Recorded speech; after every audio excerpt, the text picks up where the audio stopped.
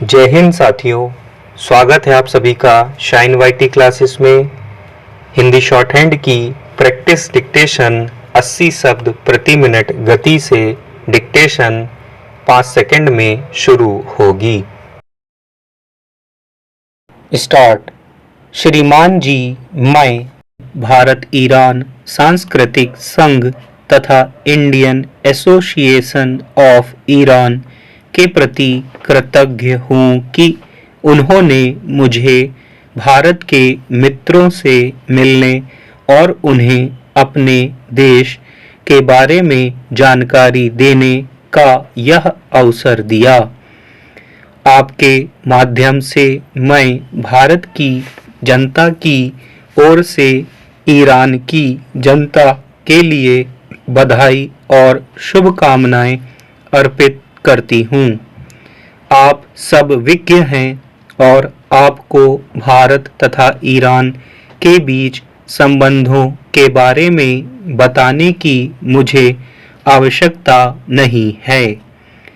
आपको पता है कि किस जीवंत तत्व के कारण हमारे बीच प्रायः 4000 वर्ष से मैत्रीपूर्ण और निकट के संबंध स्थापित रहे हैं। विद्वानों ने हिंदुत्व में निकट समानता के विषय में प्रकाश डाला है। फिर इस्लाम का उदय हुआ और उसके जरिए ईरान ने भारत की मिश्रित संस्कृति के विकास में योगदान दिया। मुगल काल से हमारे जीवन के अनेक क्षेत्रों में फारसी प्रभाव स्पष्ट रूप में देखने को आया। जैसे जैसे परिस्थितियां बदलती गई हैं, हमारे बीच संपर्कों का स्वरूप भी बदलता रहा है और अब इस संबंध ने एक नई महत्ता ग्रहण कर ली है। प्रसंगतः कह दूं कि अन्य देशों के लोग प्रायः यह भूल जाते हैं कि भारत की मुस्लिम जनसंख्या 6 करोड़ है, जो विश्व में तीसरी सबसे अधिक मुस्लिम जनसंख्या है। पारसी मत को मानने वालों की संख्या 1 लाख से भी अधिक है और पारसी समुदाय यद्यपि संख्या में थोड़ा ही है, परंतु उसे राष्ट्रीय जीवन के विभिन्न क्षेत्रों जैसे उद्योग और वाणिज्य, विज्ञान, कला तथा समाज कल्याण के क्षेत्र में उल्लेखनीय सफलताएं प्राप्त हुई हैं। ईरान और भारत पर उसके ऋषि मुनियों तथा विश्व के कुछ महानतम कवियों, चित्रकारों और भवन निर्माताओं की छाप देखी जा सकती है।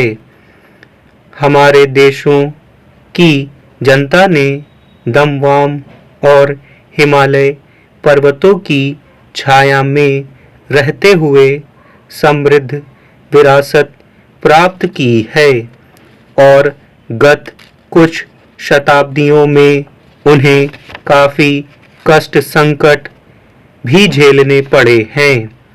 अभी कुछ ही वर्ष पहले ऐसी स्थिति आई है कि हमारी जनता विश्वासपूर्वक अपने सुंदर भविष्य की ओर बढ़ पा रही है।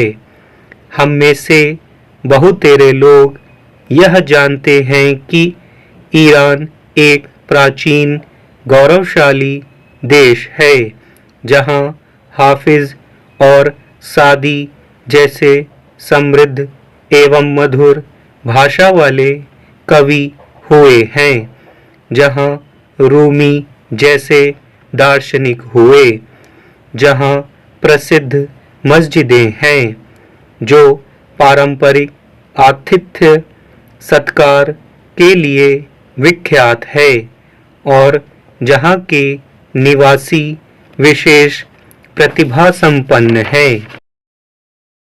श्रीमान जी, आज ईरान इससे भी बहुत कुछ और है।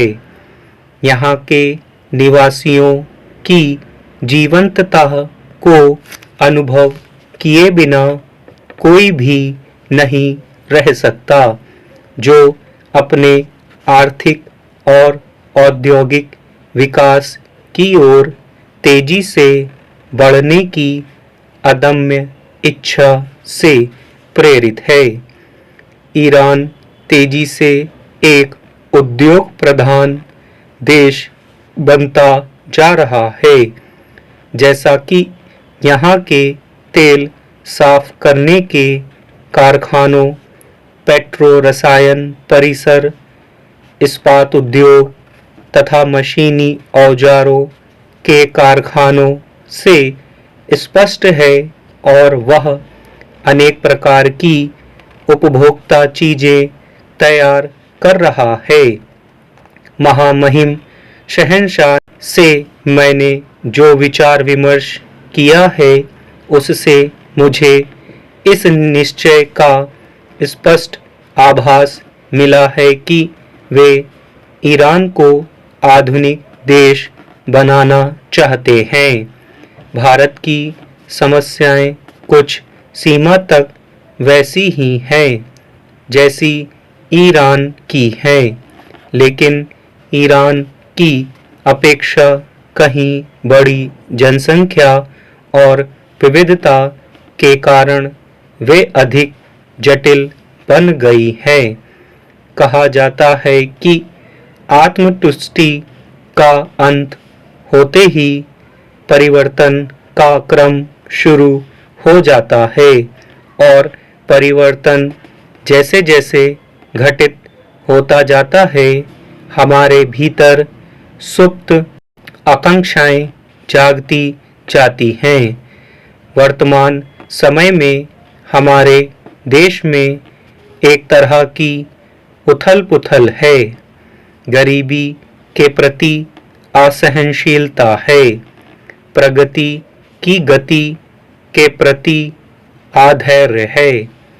विकास द्वारा उत्पन्न असंतोष प्रायः विघटन के रूप जैसा व्यक्त होता है, लेकिन अगर विकास का क्रम जारी रहता है तो ऐसे तूफान राष्ट्र को शक्ति ही प्रदान करते हैं। हमारा विश्वास है कि हमने जो राजनीतिक ढांचे खड़े किए हैं वे मजबूत हैं तथा उनमें इस प्रकार के कंपनों को सह जाने की आंतरिक क्षमता है। भारतीय संविधान में हमारी जनता की वे राजनीतिक आकांक्षाएं प्रतिबिंबित हैं जो स्वतंत्रता के लिए हमारे लंबे और कठिन संघर्ष के दौरान अभिव्यक्त हुई थी। हमारी आर्थिक नीतियों को हमारी जनता की आवश्यकताएं पूरी करनी होती है, जिसका 80% भाग गांवों में बसता है। इसलिए हमने सिंचाई, वैज्ञानिक खेती की शुरुआत, ग्रामीण विद्युतीकरण तथा ग्रामोद्योग को बढ़ावा देने पर विशेष बल दिया है, ताकि हम कृषि के मामले में आत्मनिर्भर हो सकें और आमदनी में वृद्धि हो तथा प्रतिभा संपन्न ग्रामीण युवाओं को अधिक लाभदायक काम मिल सके। इसके साथ ही यह स्पष्ट है कि हमारे जैसे विशाल देश को, जो धातु संबंधी तथा मानव साधनों से इतना अधिक संपन्न है, प्रौद्योगिकी के मामले में हमेशा ही दूसरों का मुंह नहीं ताकना होगा, बल्कि अपनी तकनीकी क्षमता स्वयं विकसित करनी होगी ताकि चारों दिशाओं में प्रगति हो।